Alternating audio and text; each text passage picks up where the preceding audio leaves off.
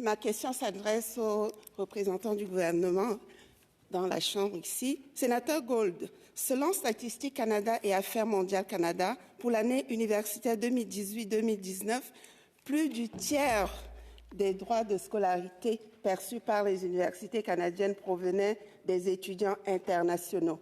Ceux-ci ont également injecté 22,3 milliards de dollars dans l'économie canadienne en 2018.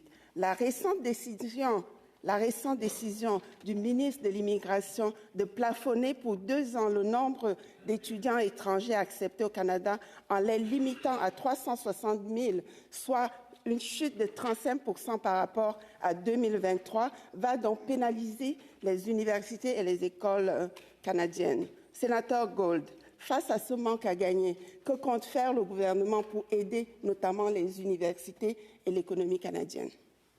Sénateur Gold. Merci pour la question. Et dans un premier temps, il faut bien comprendre que les étudiants étrangers sont essentiels pour notre avenir, pour notre économie, l'enrichissement de nos communautés. Cela étant dit, cependant, un trop grand nombre d'entre eux sont actuellement vulnérables à des pratiques abusives qui menacent l'intégrité de notre programme pour les étudiants étrangers. Et c'est pourquoi le gouvernement met en place un plafond temporaire de 2 ans sur les nouvelles demandes de permis d'études. Je crois savoir que le gouvernement poursuivra ses discussions avec ses partenaires provinciaux et territoriaux qui ont la responsabilité pour l'éducation dans leur domaine, ainsi qu'avec les acteurs de l'éducation nationale.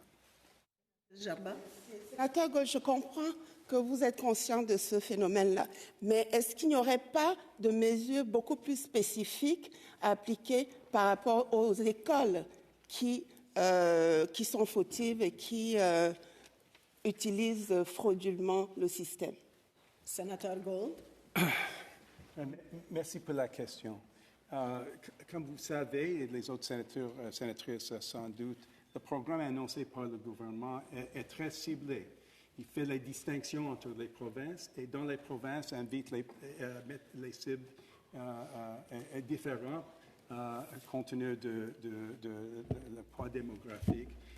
Et cela étant dit aussi, faites une distinction entre les universités, les étudiants post-secondaires et ceux qui ont dans des autres programmes, comment dirais-je, moins reconnus comme des vrais centres d'éducation.